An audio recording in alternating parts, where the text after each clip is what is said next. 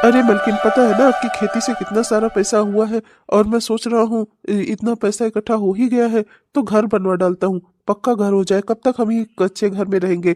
ऐसे अच्छा नहीं लगता ना। घर में पैसे रहे और तब पर भी हम कच्चे मकान में रहे, क्या ही फायदा। अरे जी, आप भी पागल हो गए हैं क्या? जरूरी नहीं है कि पैसे रहे तो घर ही बनवा डालिए। देखिए, घर ऐसे रहेगा ना, यही हमारे लिए अच्छा है। घर ऐसा नहीं रहा ना, अगर हमने पक्का घर बनवाया ना तो लोगों की नजर में हम लोग अमीर हो जाएंगे। अरे सोचिए, आपका भाई आता है यहाँ, अपनी तनख्वाह देकर जाता है सारी की सारी। उसे लगेगा कि अगर खेती से ही हम इतना ज्यादा कमा ले रहे हैं कि हमारे पक्का घर हो जा रहा है ना, तो फिर वो हमें पैसे क्यों देगा भला? अरे हमें गरीब बने रहने में ही हमारी भलाई है। और फिर बिटिया का ब्याह भी तो करवाना है। अगर ऐसे पक्का घर बनाए रहेंगे ना तो दान दहेज भी ज्यादा लगेगा। मैं जो बात कहती हूँ ना, पते की कहती हूँ। आप बस मेरी राय मानिए। इतने सालों हमने इसी छप्पर में गुजारे हैं, आगे भी गुजार लेंगे। पैसे ज्यादा है तो बैंक में जमा करिए, बुढ़ापे में काम आएंगे अपने। अरे अपने बेटा बहू, उनके सबके लिए भी तो करना है ना कुछ न कुछ। अरे देखिए, अगर गरीब नहीं बने रहेंगे ना तो लड़की की शादी में दान दहेज भी ज्यादा लगेगा और कोई हमें पैसे देगा भी नहीं। समझे आप? अरे मालकिन, बात तो तुम्हारी सही है, पर यार बेइज्जती होती है। बाहर लोग कहते हैं इतने सालों से इसी झोपड़ी में ही दिन गुजार रहे हैं और अभी तक झोपड़ी से ऊपर ना आ सके। और अब बिटिया का ब्याह भी करवाना है तो कैसे इस झोपड़ी से सब कुछ हो पाएगा? अरे तो यही तो अच्छी बात है। गरीब बने रहने में ही भलाई है हमारी, समझे आप? लड़की की शादी में दहेज भी कम लगेगा और चोर चकारों की नजर भी नहीं पड़ेगी। अरे अपने बुढ़ापे के लिए हम लोग कुछ बचा भी पाएंगे, समझे? इसलिए गरीब बने रहिए। अरे बहू, ओ बहू, देखना, तेरा देवर आया है, वेद आया है। अरे ला, एक गिलास पानी वानी दे जा। लाई माँ जी। लो, सुना आपने? आपका भाई आ गया है। अब उसके आगे जाकर अपना मुंह मत खोल देना कि खेती से आपके इतने पैसे आए हैं कि घर बनवाने वाले हो। सोच लो, जाकर उसके आगे यही बोलना कि बीज खरीदने के पैसे नहीं है, खाद खरीदने के भी पैसे नहीं है। पैसे नहीं है हमारे पास, और हमें अपनी बिटिया की शादी भी तो करनी है। अरे उसके लिए भी पैसे नहीं है, समझे? उसके नजर में भी गरीब बने रहो। अरे वो तो अपना शहर में कमा ही रहा है और उसकी बीवी भी कमा रही है। दोनों जाकर शहर में नोट छाप रहे हैं, नोट, समझे? उसके आगे गरीब नहीं बने रहोगे ना तो समझ लेना, अपना पैसा वो बचाएगा और वो दोनों वहां पर रईस हो जाएंगे। और हम लोगों के पास ना बुढ़ापे के लिए कुछ नहीं बचेगा। इसलिए जैसा कहती हूँ ना, बस वैसा ही करो, समझे? अरे मालकिन, पर इस इतनी की क्या ही जरूरत है?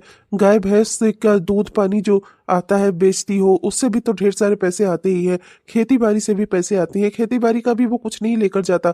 हर बार ऐसे ही कहला देती हो फसल खराब नहीं हुई हुई नहीं, अब की ऐसा हो गया, आपकी वैसा हो गया, आपकी बाजार में ज्यादा सामान जाना था, बिटिया की फीस भरनी थी इसलिए आपकी ज्यादा धान बिकवा दी।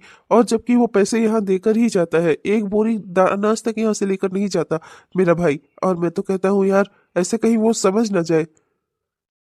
तुम ना बस अपना अपना मुंह बंद रखो, समझे? बहुत ज्यादा मेरे रुपए पैसों पर नजर मत गड़ाओ, समझे?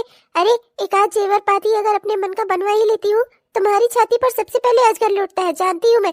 और दूध के पैसों पे भी तुम्हारी नजर है। गाय भैंस की सेवा मैं करूँ और नोट कोई और लेकर जाएगा क्या? बड़े आए हो बताने मुझे।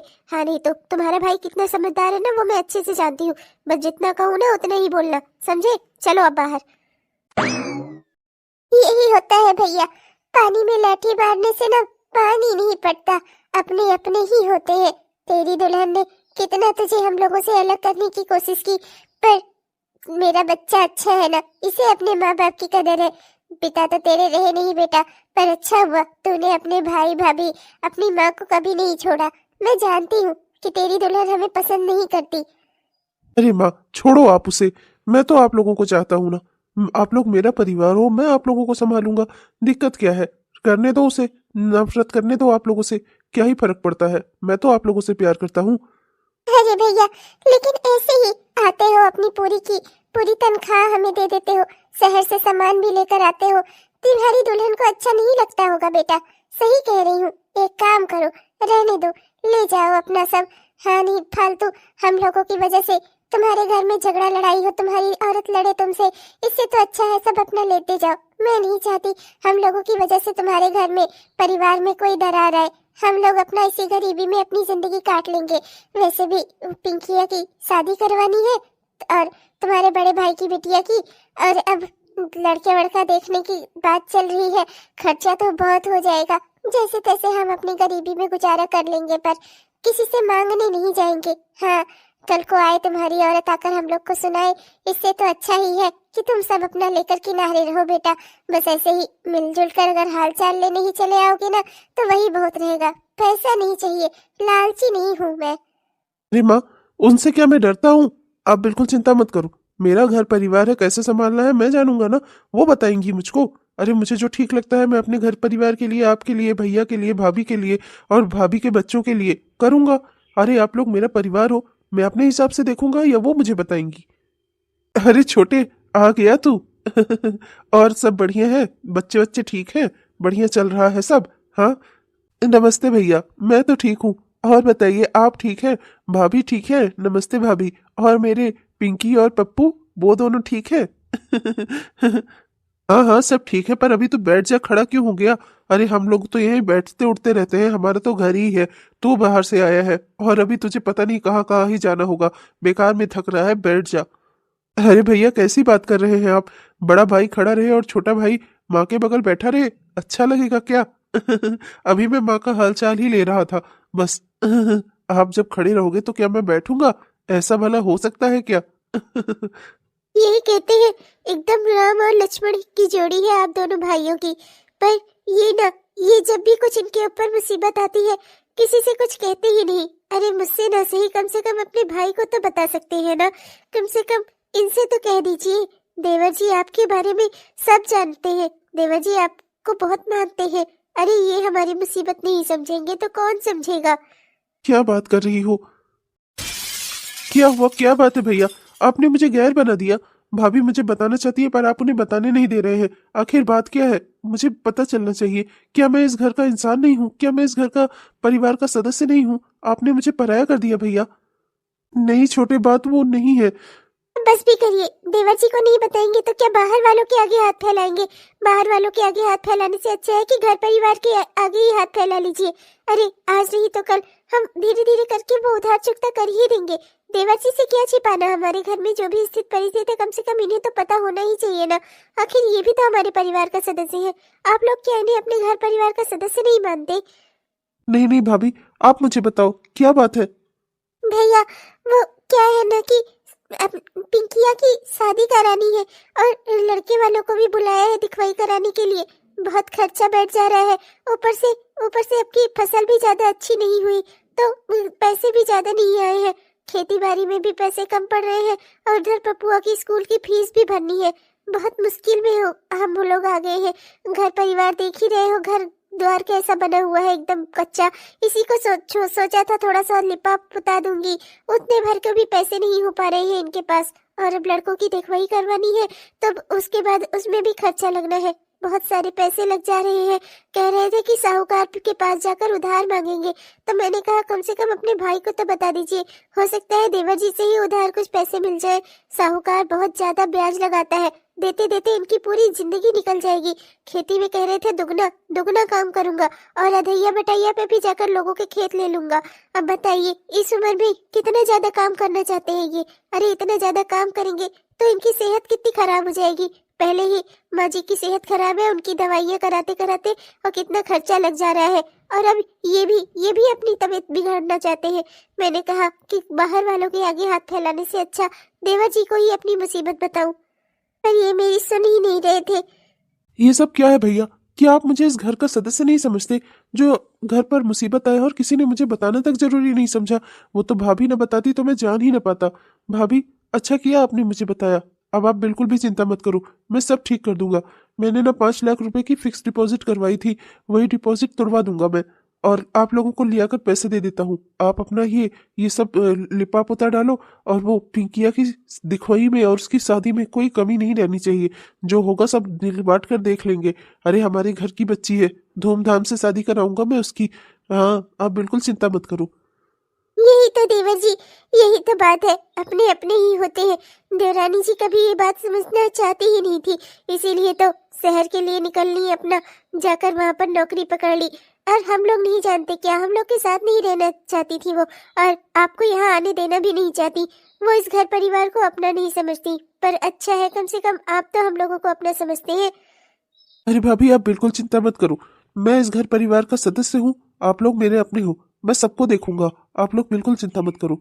अच्छा, अभी मैं चलता हूँ, कल परसों में ले आकर मैं आपको पैसे दे दूंगा, कैश ले आकर दे दूंगा, आप लोग बिल्कुल चिंता मत करो, ठीक है। क्षमा, चलता हूँ। और अब कोई भी बात होगी ना तो तुम मुझे फोन पर ही बता देना, मैं आ जाऊंगा, ठीक है। मैं इस घर परिवार का ही बेटा हूँ, आप लोग मुझे अपने से अलग मत समझा करो। ठीक है मेरे लाल, जा, खुश रहो बेटा, खुश रहो। अरे बहू, ये कुछ ज्यादा ही नहीं हो गया? हाँ, लाखों रुपए मांग लिए तूने।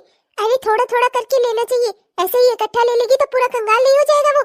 और कहीं उसकी बीवी करमचली को पता चल गया ना तो यहाँ जो आता जाता है थोड़ी बहुत जो अपनी तनख्वाह देता है ना वो सब भी खत्म हो जाएगा, समझी?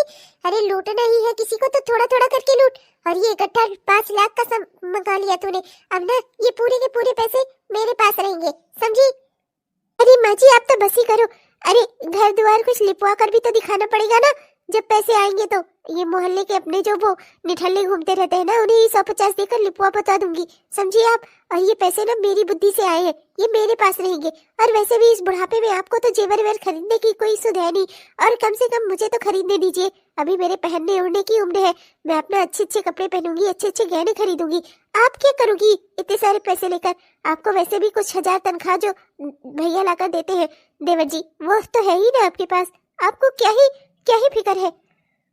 हाँ हाँ, बड़ी चतुर हो तुम। हाँ, खेती पाती से भी जो पैसे आते हैं उसमें से भी बचा कर रख लेती हो। दूध गाय भैंस वाला पैसा तो तुम रखती ही हो, और अब ये जो लाखों रुपए मेरे बेटे से मंगवा रही हो वो भी तुम ही रखोगी? हाँ, और जो मुझे पैसे मिलते हैं, जो तुम्हारा पति थोड़ा बहुत देता है और जो तुम्हारा देवर लाकर देता है, उसी से मैं घर का खर्चा चलाती हूँ, राशन पानी भरवाती हूँ घर में।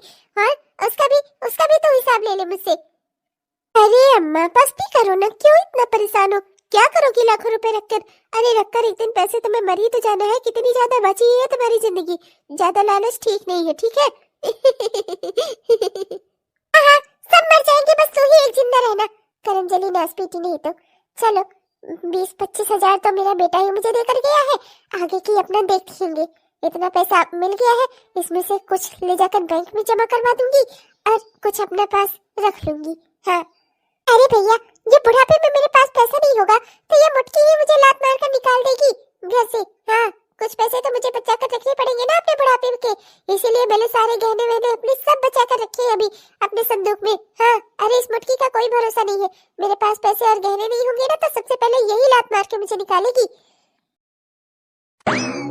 अरे रितु, क्लासेस खत्म हो गई तुम्हारी? मेरी भी क्लासेस खत्म हो गई है। चलो फिर छुट्टी हो गई है तो आज चलो ना मार्केट चलते हैं, थोड़ा सा घूम आते हैं, नई साड़ी वगैरह ले आते हैं और कुछ मेकअप का सामान भी, और थोड़ा बाहर खा भी आते हैं, कुछ रेस्टोरेंट चलते हैं। क्या कहती हो, चले? यार मैं चलती, पर क्या है ना कि आंसू की स्कूल में आज उसकी फीस जमा करने जाना है, उसकी मैडम ने बुलाया है। और वो क्या कहते हैं नीतू, उसकी भी तबीयत ठीक नहीं है, उसे भी हॉस्पिटल लेकर जाना है, उसकी दवाइयाँ लानी है, जुकाम बुखार लग गया है बच्चों को, जानती ही हो तुम, बस वही सब काम है। तो अब यहाँ से निकलूंगी तो सीधा पहले आंसू के स्कूल जाऊंगी, फिर नीतू को लेकर डॉक्टर को दिखाने जाऊंगी। यार जब से तेरी शादी हुई तो कहीं नहीं आती जाती, पता नहीं किसके लिए पैसे बचा रही है इतना। हाँ, तेरे हस्बैंड भी तो कमाते हैं, पर देखकर तो ऐसा लगता है कि जैसे सारी जिम्मेदारियों का ठीक रहना तूने अपने ही सर पर ले रखा है। अरे बच्चे उनके भी तो है, कुछ काम उन्हें भी बोल दिया कर, बच्चे को दिखा लाए हॉस्पिटल में, स्कूल की फीस भराए। अरे इतना तो वो कर ही सकते हैं ना, हम औरतें हैं, हमें पहले बाहर का काम निपटाना पड़ता है, फिर घर जाकर घर भी संभालना पड़ता है, और वो अपना केवल बाहर का ही देख रहे हैं, तो क्या बच्चों की जिम्मेदारी तुझसे बांट नहीं सकते वो? क्या हुआ रितु, सब ठीक तो है ना? मुझे ऐसा क्यों लग रहा है कि तेरे घर परिवार में कुछ ठीक नहीं चल रहा? पहले तो तुम दोनों के बीच में सब ठीक हुआ करता था, और अब आखिर दिक्कत क्या हो गई है? यार अंजलि, मैं तुझसे क्या ही कहूँ, कुछ परेशानियां ऐसी होती है ना जिन्हें हम चाहकर भी सुलझा नहीं सकते, बस यही समझ ले। यार तेरी शादी इंसान से हुई है, आदमी से हुई है, परेशानियों से तो नहीं हुई है ना? अरे यार इतनी टेंशन लेगी तो कैसे काम चलेगा तेरा? अरे तुझे घर भी संभालना है, बाहर भी संभालना है, बच्चों को भी संभालना है, ऐसे कैसे कर पाएगी तू इतना सब कुछ? अरे यार कम से कम तुझे अपने हस्बैंड से बात करनी चाहिए, तेरा भी अधिकार है जिंदगी जीने का। इस तरीके से आखिर कब तक चलेगा? घर परिवार उनका भी तो है, अगर वो जिम्मेदारियां नहीं उठाएंगे तो अकेले तो सब कुछ अपने सर पर लेकर कब तक चलेगी? क्या ही कर सकती हूँ यार। ये तो रितु भाभी है, रितु भाभी। अरे रौनक, तुम कैसी हो? और यहाँ शहर कैसे आना हुआ तुम्हारा? भाभी मैं तो अच्छी हूँ, आप कैसी हैं? वो बैंकिंग की तैयारी करने आई हूँ शहर में। यहाँ कोचिंग थी ना, वहाँ गांव में कहाँ ही कोचिंग होगी, इसीलिए मम्मी पापा ने मुझे यहाँ भेज दिया। अपनी चाची के घर में रहकर ना यहीं से कोचिंग कर रही हूँ मैं। आप बताओ भाभी, आप कब जा रही हो गाँव? आप तो गाँव जाने वाली होगी ना, कब से जा रही हो? गाँव जाने वाली होंगी, पर क्यों? अरे क्यों क्या भाभी, आपको पता नहीं है? आपकी जेठानी की बेटी पिंकी, उसकी शादी तय हो गई है और 2-3 दिनों में तो सगाई भी है। तो सगाई वाले फंक्शन में तो आप जाओगी ना? हाँ, और शादी के लिए तो आप जाओगी ना? क्या पिंकी की सगाई है 2-3 दिनों में और उसकी शादी भी तय हो गई है? क्या? अरे क्या हुआ भाभी, आप तो ऐसे रिएक्शन दे रही हो जैसे आपको कुछ पता ही नहीं है। मैंने तो भैया को देखा है, अक्सर ही वहाँ आते जाते रहते हैं। अभी 2-3 दिनों पहले ही मुझसे मिले थे। अरे सगाई की पूरी तैयारी करवा रहे हैं, वहाँ पर आते जाते रहते हैं, रोज डेली अप डाउन कर रहे हैं। तो क्या उन्होंने आपको नहीं बताया? हाँ हाँ बताया तो है मुझे, ऐसी कोई बात नहीं है। वो क्या है ना कि मेरी तबीयत अभी कुछ ठीक नहीं है और बच्चों की भी तबीयत भी ठीक नहीं चल रही, तो इन्होंने ही मुझसे कहा है कि अभी कुछ दिनों तक तुम्हारा वहाँ जाना ठीक नहीं है। गांव में हवा पानी बदलता है ना, तो तबीयत और खराब हो जाती है, बस इसीलिए नहीं जा रही। बाकी सब जैसे ठीक होगा फिर तो जाऊंगी मैं। वही तो भाभी, मैंने सोचा घर परिवार की शादी में अगर घर परिवार वाले ही नहीं होंगे तो फिर कौन आएगा? इन्होंने इतनी बड़ी बात छिपाई मुझसे। उस घर परिवार में शादी ब्याह हो रहे हैं, इन्होंने मुझे बताना तक जरूरी नहीं समझा। रोज डेली वहाँ आ जा रहे हैं, तैयारियां करवा रहे हैं वहाँ पर। और मैंने जब अपने बच्चे की स्कूल फीस भरने की बात कही तो कहे कि अभी मेरी बहुत जरूरी मीटिंग चल रही है, मैं जा नहीं पाऊंगा। किसी भी खर्चे में, घर के किसी भी चीज में खड़े नहीं होते हैं और वहाँ हर चीज के लिए दौड़ लगा रहे हैं। और मुझे बताना तक जरूरी नहीं समझा कि इस घर में क्या हो रहा है। मैं किसी से क्या ही उम्मीद करूं? अगर औरत की इज्जत उसके ससुराल में नहीं होती ना, तो उसके पीछे की सबसे बड़ी वजह उसका पति होता है। जब उसका पति ही उसे सम्मान नहीं देता अपने ससुराल में जाकर, औरत को सिर्फ अपमान ही मिलता है। जब उसका खुद का पति और लोगों से उसकी बुराइयां सुनता है, बुराइयां करता है, तो कोई और मुझे सम्मान क्यों देगा वहाँ भला? ये गंगा जमुना की धारा क्यों बहा रही हो खड़ी होकर तुम? और बच्चे सो गए क्या? बच्चे सो जाएंगे ना, जब इतनी रात गए आप घर वापस आएंगे। जब सरकारी दफ्तर बंद हुए इतना समय हो जाता है, उसके बाद उतने घंटों के बाद आप घर वापस आते हैं लौटकर, तो बच्चे तो सो ही जाएंगे ना। हाँ तो मैं सरकारी आदमी हूँ, काम रहता है मुझे। डाक बंगले में डीएलओ आए थे तो काम था, मुझे जाना पड़ा मुझे, समझी? अब इसके लिए क्या खड़ी होकर आंसू बहा रही हो? हाँ, बात सिर्फ एक दिन की नहीं है। आजकल आप हफ्तों से इसी तरह रोज लेट करके घर आते हैं। रोज आपकी ऑफिस की मीटिंग्स होती हैं, रोज आपको जाना पड़ता है कहीं ना कहीं। हाँ, किससे छिपा रहे हैं आप? क्यों सच्चाई मुझसे नहीं बता सकते आप? मुझसे नहीं बता सकते? मुझे बाहर वालों से पता चलता है कि मेरे घर परिवार में क्या चल रहा है। मेरे घर में शादी तय हो गई है, पिंकी की शादी हो रही है। ये बात आपने मुझे बताना जरूरी नहीं समझा। रोज डेली वहाँ आ जा रहे हैं, तैयारियां करवा रहे हैं, पर आपकी ही बीवी और आपके ही बच्चे वहाँ पर नहीं जा सकते। ये कैसा व्यवहार है, कैसा ससुराल है मेरा? मैं भी जानना चाहती हूँ। ये पत्नी से व्यवहार नहीं है। और पति वहाँ रोज डेली आ जा रहा है और वहाँ पर काम करवा रहा है, और उसकी बीवी और उसके बच्चे उस घर में कदम तक नहीं रख सकते। ये कैसा व्यवहार है? ओह तो ये बात है, समझ आ गया मुझे। आज तक तुम्हें कोई परेशानी नहीं थी, आज परेशानी हो गई। बस पता चल गया ना कि पिंकी की शादी तय हो गई है।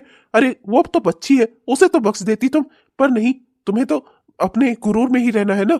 और तुम वहां आ जा नहीं सकती अपनी वजह से। तुमने खुद मेरे घर परिवार वालों से व्यवहार नहीं रखा, इसमें मैं क्या करूं? तो क्या तुम्हारी वजह से मैं भी अपने रिश्ते नाते तोड़ लूं? हाँ, अपनी माँ से, अपनी विधवा माँ से और अपने भाई भाभी से, सबसे रिश्ते नाते तोड़ लूं? बस तुम्हारे साथ रहूं अकेले? हाँ, अरे यहाँ रह तो रहा हूँ तुम्हारे साथ, और क्या चाहिए तुम्हें? रहना भी कोई रहना है आपका? घर परिवार की किसी जिम्मेदारी में हाथ न बटाना, मेरा और मेरे बच्चों का बिल्कुल साथ न देना, बस घर में आते हैं, खाना खाना, सो जाना, ये कोई रहना है आपका? हाँ, ऐसे रहा जाता है परिवार में। आपके भैया भाभी, आपकी माँ आपका परिवार है, और मैं और बच्चे, हम क्या है? हम आपकी जिम्मेदारी नहीं है? बस आज पता चल गया ना पिंकी के बारे में, हो गई शुरू तुम, समझी? मुझे अच्छे से पता था। मेरे घर परिवार वालों का नाम आते ही तुम्हारे अंदर तो आग लग जाती है ना। अब आज चैन और सुकून नहीं मिलेगा इस घर में, मैं समझ गया अच्छे से। किसी ने तुम्हें बता क्या दिया कि पिंकी की शादी तय हो गई है?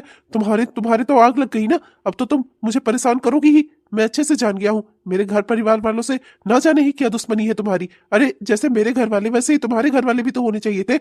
हाँ, पर नहीं। हाँ हाँ, मुझे अच्छे से पता है। आजकल आप बाहर बाहर ज्यादा क्यों रहते हैं?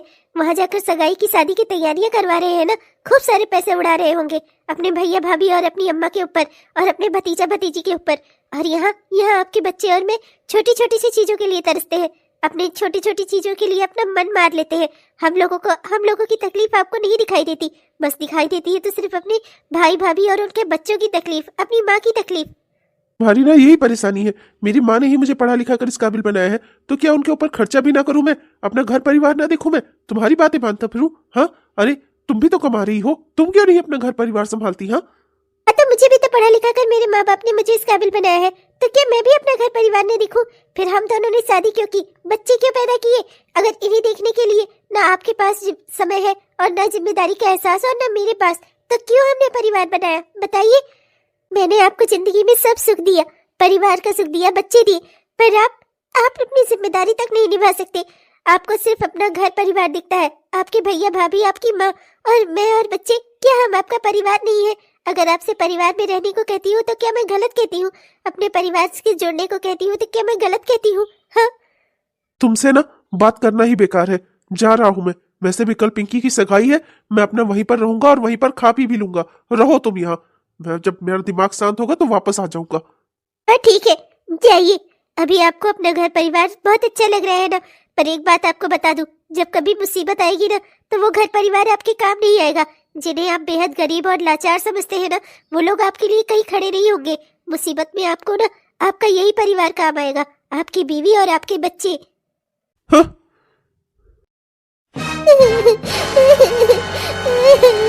कभी कभी मेरी बात नहीं सुनते ये। बात तो मानना पड़ेगा माँ, आज पिंकिया इस घर से विदा हो गई, पर मेरे छोटे भाई ने कितना कुछ किया है ना माँ, वरना हम लोग कैसे अकेले क्या क्या करते। जहाँ कहीं पैसा लगाना हुआ, बारातियों का खर्चा, खाने का खर्चा, सब जगह मेरा भाई खड़ा रहा। मानना पड़ेगा, छोटा वाकई में उसने बहुत बहुत कुछ किया हमारे लिए। हाँ बिटवा, उसने बहुत दौड़ धूप की, बहुत भाग दौड़ की। अरे शादी की पूरी तैयारी अकेले कराई उसने। हाँ। पिंकिया बस अब अपने ससुराल में खुश रहे, उसकी शादी का सारा दान दहेज, घर की रिश्ती का सामान भी पहुंचवा दिया है उसने। हाँ। मैं तो कहती हूँ बेटा हो तो मेरे छोटे बेटे जैसा। नहीं नहीं, तू भी अच्छा बेटा है मेरा, पर मतलब कि ऐसा बेटा जो जो मेरा इतना ज्यादा हम लोगों का परिवार का ख्याल रखे। देख रहे हो बूढ़ा कितनी ज्यादा खुश है। अपने छोटे बेटे का ही गुणगान कर रही है। हाँ हाँ मालकिन, देख रहा हूँ। खुश तो तुम भी बहुत हो, पैसे जो बच गए तुम्हारे बिटिया की शादी के लिए, जोड़ जोड़ के गहने के पैसे और पता नहीं क्या क्या बचा बचा कर रखे हैं तुमने, और सारे पैसे बच गए। सब जगह तो छोटे ने पैसे लगाए, दौड़ धूप भी खूब की उसने। हम लोगों को तो ज्यादा कुछ करना ही नहीं पड़ा।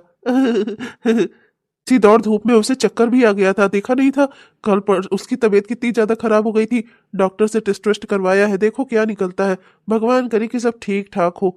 हाँ, नहीं फालतू में दवाई दारू के पैसे और खर्च हो जाएंगे।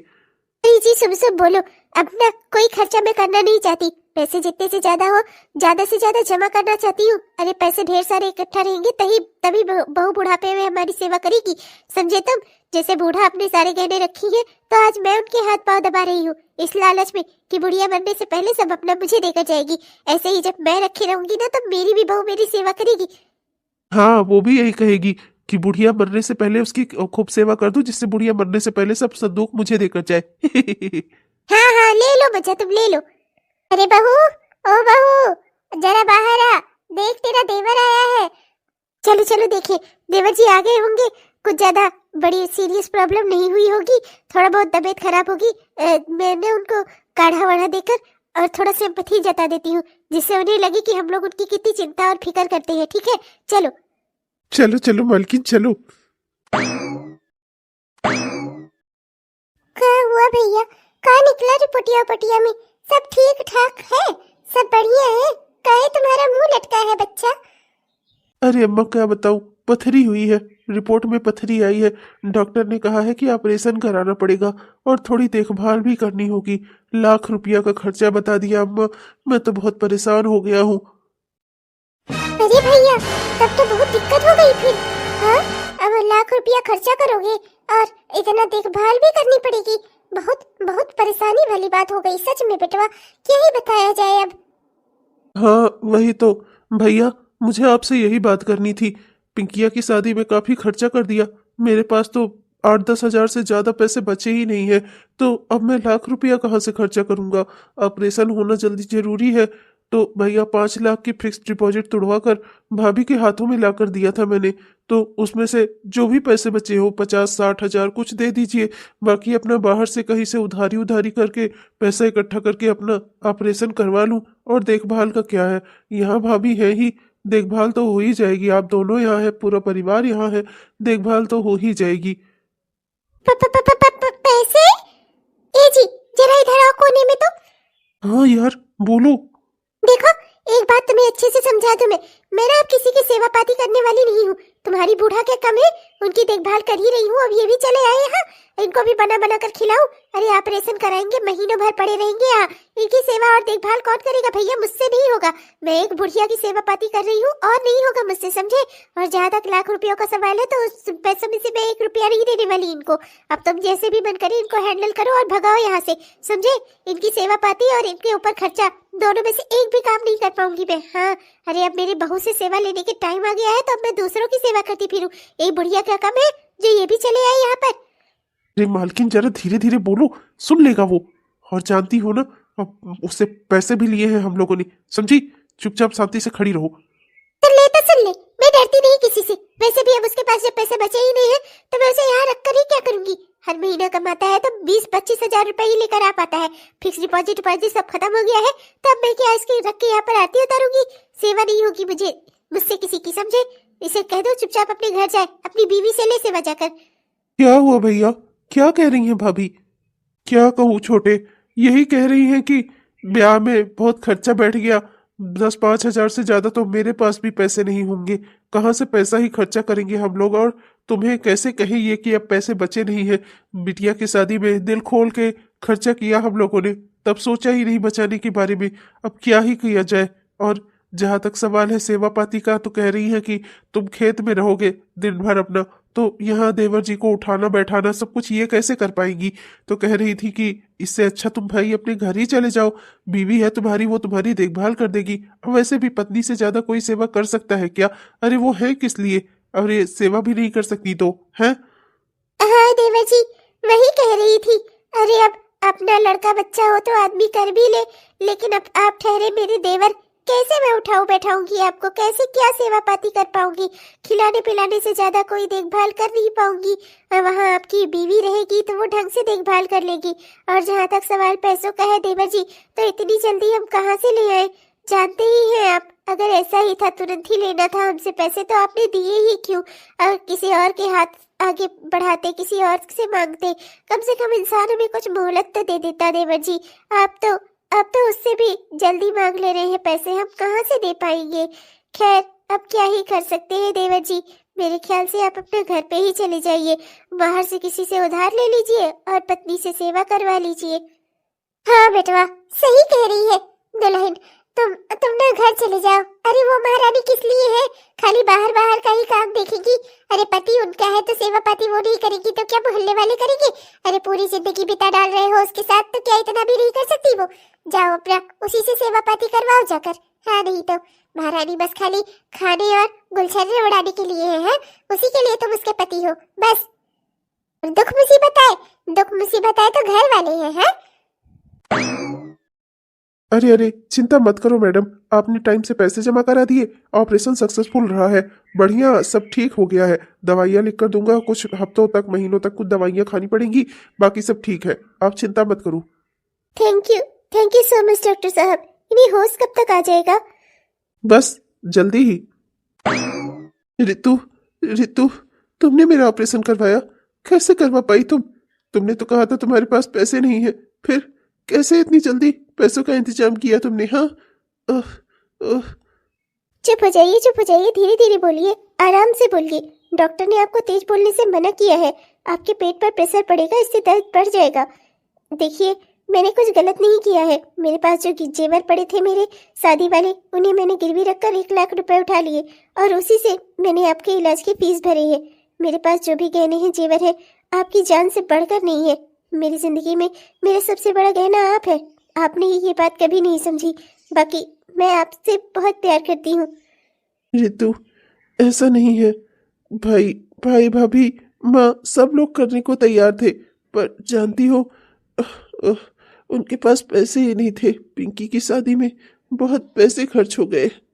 अच्छा ठीक है, कोई बात नहीं।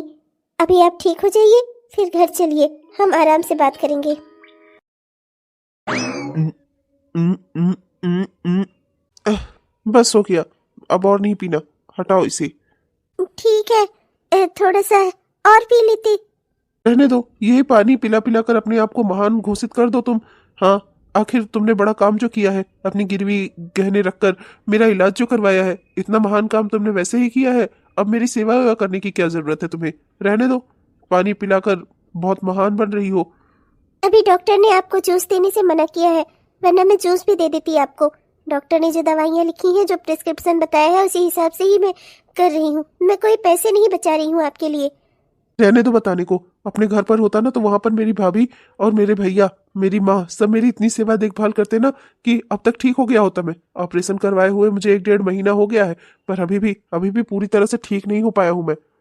मैं जानती हूँ आप कभी मेरी तारीफ नहीं करेंगे, और मैं सुनना भी नहीं चाहती। आपके मुझसे अपनी तारीफ सुनने की इच्छा ना मेरी अब खत्म हो चुकी है, पर कम से कम मेरी बुराई ना करिए। अरे तुम, हाँ वो यार, मैंने सुना था जीजू ने ऑपरेशन करवाया था। उसके बाद मैं तो अपने हस्बैंड के साथ वेकेशन पे चली गई थी। लौट कर आई जैसे ही खबर मिली, मैंने सोचा चलकर जीजू को देख आती हूँ। ठीक तो है जीजू? अब आपकी तबीयत ठीक है, बढ़िया है? हाँ हाँ, ठीक हूँ, पहले से बेहतर हूँ। आपको तो ठीक होना ही था जीजू। मेरी सहेली ने आपकी सेवा और इतनी देखभाल जो की थी, अरे बेचारी दिन रात दौड़ती रहती थी। कॉलेज से भी छुट्टी मिलने से मना हो गया था। वहाँ पे भी सर ने बोल दिया था बच्चों के एग्जाम आ रहे हैं तो आप लोगों को छुट्टी नहीं मिलेगी, सिलेबस खत्म करवाइए, उसके बाद रिवीजन करवाइए। हर बेचारी दिन रात दौड़ रही थी।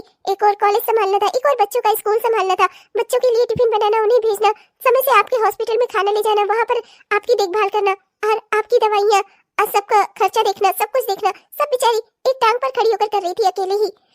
हाँ हाँ, मानता हूँ तुम्हारी सहेली का बहुत बड़ा एहसान है मुझ पर। अगर ये ना होती तो न जाने ही मेरा क्या होता, शायद मैं तो मर ही गया होता, सच में। वाकई में निहायत ही कमीना आदमी है। अपनी पत्नी का एहसान मानने के बजाय उसे कब से इतना सुनाया जा रहा है। क्या ही किया जा सकता है ऐसे एहसान पर हम उस लोगों का। अरे तो बैठ ना, मैं तेरे लिए चाय पानी कुछ लेकर आती हूँ, बैठ ना। अरे नहीं थैंक्स यार, मैं चलती हूँ, मुझे भी बहुत काम है, बाय। तुम्हारे घर में कोई बीमार नहीं पड़ता था क्या? और बीमार पड़ता था अगर, उसकी कोई सेवा और देखभाल कर देता था तो ऐसे ही क्या पूरी दुनिया में गाना गाता था जैसे तुमने ही गाया है? ना जाने ही किससे तुमने क्या क्या बताया है। मेरे घर वाले तो बिल्कुल बेकार है ना, निठल्ले है ना वो लोग तो मेरी देखभाल कर नहीं पाते। अरे तुम मेरी पत्नी बनी हो, तुमसे मेरी शादी हुई है, तुम देखभाल नहीं करोगी तो क्या मोहल्ले वाले आएंगे करने? वही करके बड़ा काम किया है तुमने। हर किसी से शायद गा डाला होगा, शायद ही कोई ऐसा होगा जिसे ये पता नहीं होगा कि तुमने मेरी सेवा और देखभाल कर कर मुझ पर कितना बड़ा एहसान किया है। मैं अच्छे से जानता हूँ, अपनी भलाई गा रही थी कि मैंने इतना बड़ा काम किया है, या फिर मेरे घर वालों की बुराई कर रही थी कि वो लोग नहीं खड़े हुए? हाँ, अरे मेरे घर वालों के पास अगर पैसे होते ना, अगर रुपए पैसे वो पिंकी की शादी में ना खर्च हो गए होते ना, तो वो लोग ना पैसा लगाने से पीछे हटते और ना ही तो मेरी सेवा और देखभाल करने से। तुमने तो जरा सा कुछ कर क्या दिया, हरदम उसी का एहसान गिनाती रहती हो। ना जाने किस किस से अपने इस एहसान को बताया है तुमने। आप गलत समझ रहे हैं, मैंने किसी से कुछ नहीं कहा। वो मेरे साथ कॉलेज में ही पढ़ाती है, तो उसे बस जो दिखा उसने वही कह दिया, और कोई ऐसी बात नहीं है। मैंने कहीं किसी की बुराई नहीं की है। हाँ हाँ, चलो चलो, रहने दो बताने को, सब जानता हूँ मैं तुम्हारा। मेरे परिवार वालों से तुम्हें कितनी तकलीफ है ना, ये सब जानता हूँ मैं। और पति जो पत्नी के साथ कर दे वो उसका फर्ज, और पत्नी अगर पति के साथ कुछ अच्छा कर दे तो वो उसका एहसान। वाह, वो तो वो तो मेरे भैया और भाभी इतना पिंकी की शादी में इतना खर्चा ना कर चुके होते ना, तो तुम्हें दिखा देते हम लोग कि हमारे घर परिवार में कितनी एकता है, परिवार में आपस में कितना प्यार है। भाभी का और मेरा रिश्ता ऐसा है, मैं उनका देवर हूँ, और बड़े भैया अपना खेती बाड़ी उनका देखना भी जरूरी है। इतना शादी में पिंकी के इतना कर्जा भी हो गए हैं वो लोग, तो कर्जा उतारने के लिए खेती बाती करना भी तो जरूरी है, वरना उन्हें बिठाकर कौन खिलाएगा? हाँ, इसलिए मेरे भैया अपना खेत देखते कि वो मेरी सेवा और देखभाल करते। और माँ, माँ के तो बुढ़ापा हो गया है, उन्हें खुद सेवा की जरूरत है। वरना वरना तो मैं तुम्हें दिखा देता कि हमारे घर परिवार में कोई बीमार होता है तो हम परिवार भर कैसे एक हो जाते हैं, कैसे उसकी सेवा और देखभाल करते हैं, दिखा देता मैं तुम्हें। और भाई कैसा है? जरा सा शहर की हवा क्या लगी तुझे? तू तो बीमार ही पड़ गया। हमें पता चला कि तूने ऑपरेशन ऑपरेशन कराया है, तो हमने सोचा मिल आते हैं। अब भाई कैसा है तू? ठीक ठाक तो है? अरे हाँ यार, अब मैं ठीक ठाक हूँ। अभी 1 डेढ़ महीने पहले ही ऑपरेशन कराया है, अब तो काफी आराम है मुझे। तुम लोग बताओ, आज गांव से शहर की ओर कैसे आना हुआ? आओ बैठो। मैं तुम्हारे लिए चाय कॉफी मंगवाता हूँ। रितु, रितु, मेरे दोस्त आए हैं, जरा चाय लेकर आना तो। अरे यार, हमें तेरे बारे में पता ही नहीं था। वो तो उस वाले फंक्शन में ना, जब तू नहीं दिखा हमें, तो हमने तेरी भाभी से पूछा, तब पता चला हमें। फंक्शन? कैसा फंक्शन? पिंकी की शादी का? और वो तो काफी समय हो गया, उसे हुए तो लगभग 2 ढाई महीना हो रहा होगा, और उसमें तो तुम दोनों नहीं आए थे। फिर कौन सा फंक्शन? क्या बात कर रहा है यार, तुझे नहीं पता? अरे स्टेशन वाली रोड पर तेरे बड़े भैया और तेरे बड़ी भाभी ने एक बढ़िया सा घर खरीदा है। उसी घर का गृह प्रवेश था। अरे पूरे गांव भर में न्योता बंटवाया। तुम लोगों को नहीं बुलाया क्या? तुम दोनों को इस बारे में कुछ भी नहीं पता? तुमको, तुम्हारी वाइफ को? तभी तो मैं सोच रहा था, इतनी भी क्या इमरजेंसी की। ना वाइफ आई, ना हस्बैंड आया, ना ही उसके दोनों बच्चों में से कोई आया। इतना बड़ा सा घर, इतना सुंदर सा घर लिया उन लोगों ने, गृह प्रवेश करवाया था। तुझे कुछ पता ही नहीं है उस बारे में? क्या? उन लोगों ने घर खरीदा है? मुझे इस बारे में कुछ भी नहीं पता, मुझे किसी ने नहीं बताया। अरे ऐसा कैसे हो सकता है यार, तू भी तो उसी घर परिवार का है। पिंकी की शादी में तो तूने बढ़ चढ़ कर हिस्सा लिया था, फिर इतनी बड़ी खुशी में तुम लोगों को नहीं बुलाया। मैं सोच रहा था कि क्यों ऐसा किया उन लोगों ने। इतना बड़ा सा घर लिया है, कितना बड़ा सुंदर सा घर है, और उसका गृह प्रवेश कराया। गांव से तो काफी लोग आए थे, बस तुम लोगों को ही नहीं बुलाया। वही मैं सोचूं यार कि तुम्हारे भैया भाभी ने तो बड़ी मेहनत की, बड़ी हिम्मत की। कहाँ शादी में इतना खर्चा हुआ, उसके बाद ही उन्होंने इतना बड़ा सा घर भी ले लिया अपना, वो भी शहर में, स्टेशन वाली रोड पर। तुम्हारी माँ भी थी उस गृह प्रवेश में। मैंने पूछा भी था उनसे, तो उन्होंने ही मुझे बताया कि तुमने पथरी का ऑपरेशन करवाया है, बस इसीलिए नहीं आ सके। तो पता चला तो हम शहर आए, यहाँ शहर आ जाना हुआ तो हम लोग तुम्हें देखने चले आए। क्या? मेरे घर में मेरे घर में ही लोगों ने मेरे साथ इतना बड़ा धोखा किया? यहाँ मेरे ऑपरेशन में पैसे देने के लिए 1 लाख किसी के पास नहीं थे, और कहाँ वो लोग घर खरीद रहे हैं, और मुझे इस बारे में किसी ने बताना जरूरी तक नहीं समझा। मेरे भैया ने भी नहीं, भाभी ने भी नहीं, और माँ माँ ने भी नहीं। उन्होंने भी ऐसा धोखा किया मेरे साथ। अरे वो तो मेरी सगी माँ है। फिर भैया, आप दोनों बैठ जाइए, लीजिए चाय पी लीजिए। इनको देखने आए हैं आप लोग, बैठ जाइए भैया। अरे नहीं नहीं भाभी जी, चाय वाय पीने का टाइम ही नहीं है। शाम तक गांव के लिए भी निकलना है ना, वरना देर हो जाएगी। तो मैं चलता हूँ, घर पर वाइफ और बच्चे इंतजार कर रहे होंगे। अच्छा मैं चलता हूँ। पर भैया ऐसे अच्छा नहीं लगता, आप लोग इतना दूर से शहर से गांव आए और उसके बाद ऐसे ही चले जा रहे हैं। अरे कुछ देर बैठते बतलाते, चाय पानी कर लेते। इतने समय बाद अपने दोस्त से मिलने आए हैं। अरे नहीं नहीं भाभी, फिर कभी पी लेंगे। आज बहुत देर हो गई है, आज तो बस इसको देखने ही आए थे। ठीक है, हम चलते हैं। Ritu, Ritu, I am so sorry, मुझे माफ कर दो। मैंने हमेशा तुम्हें गलत समझा। अपनी माँ, अपने भैया भाभी पर इतना भरोसा किया। तुम्हें कितना बुरा भला सुनाया मैंने, और तुमने मेरे लिए क्या कुछ नहीं किया। प्लीज रितु, मुझे माफ कर दो। मैं हमेशा से ही गलत था। मैं कभी सही नहीं था रितु। मैंने कभी तुम्हारी बातों पर भरोसा नहीं किया। आई एम सॉरी रितु, मुझे माफ कर दो। मैंने बहुत बड़ी गलती की, अपने घर परिवार को और तुम्हें बिल्कुल तुम लोगों पर किसी पर ध्यान नहीं दिया, अपनी जिम्मेदारियां नहीं उठाई, सब कुछ तुम पर छोड़ दिया। रितु, मुझे माफ कर दो। I am so sorry. कोई बात नहीं, अब पछताने से कोई फायदा नहीं है। मैंने आपको जब रोका था, काश आप तभी मान गए होते तो कुछ होता भी। आज हम अपना किराए के घर में हैं, और आपके भैया भाभी के पास गांव वाला घर भी है, और उन्होंने अपना बड़ा घर शहर में भी खरीद लिया। हम लोग ऐसे ही रह गए आपकी वजह से। काश आपने मेरी बातों पर ध्यान दिया होता, पर अब पछताने से कोई भी फायदा नहीं है। कैसे इतना बड़ा बेवकूफ बन गया रितु। मैंने हमेशा गलती की। तुम सही कहती थी। अपनी ही पत्नी की बुराई अपने घर वालों से सुनता था, और उनकी इन बातों में शामिल होता था। कभी तुम्हारे सम्मान के लिए खड़ा नहीं हुआ मैं, और आज उसी का परिणाम भुगत रहा हूं मैं। सब कुछ खो दिया मैंने, और तब पर भी तुमने मेरा इतना साथ दिया। रितु, मुझे माफ कर दो। चलिए अब आप हाथ में धो लीजिए, उसके बाद मैं आपको कुछ खिलाकर दवाई भी दे देती हूँ। आपकी दवाई का समय हो गया है, बच्चे स्कूल से आने वाले होंगे, फिर मुझे उनके लिए नाश्ता भी बनाना है। हेलो दोस्तों, आप सबको दिल से मेरा प्यार भरा नमस्कार। कैसे हैं आप सब? उम्मीद करता हूँ कि बहुत ही बढ़िया होंगे। दोस्तों, मानता हूँ कि सब परिवार दुनिया में एक से नहीं होते। कुछ परिवार अच्छे होते हैं, कुछ परिवार बुरे होते हैं, पर ये परखना ना हमारी जिम्मेदारी है कि कौन मुसीबत के वक्त में हमारे साथ खड़ा हो रहा है, वही हमारा अपना है। इसी सोच के साथ मैं आप सबसे विदा लेता हूँ। मिलूंगा आपको कल एक नए वीडियो के साथ एक नई कहानी में। तब तक के लिए मैं चलता हूँ, पर आप कहीं मत जाइएगा। हमारे जिन भी दोस्तों ने अभी तक हमारे इस चैनल को सब्सक्राइब नहीं किया है, कृपया जरूर सब्सक्राइब कर लीजिएगा दोस्तों, जिससे हमारे इस तरह के वीडियोस आप तक हर दिन पहुँचते रहें। तब तक के लिए बाय बाय।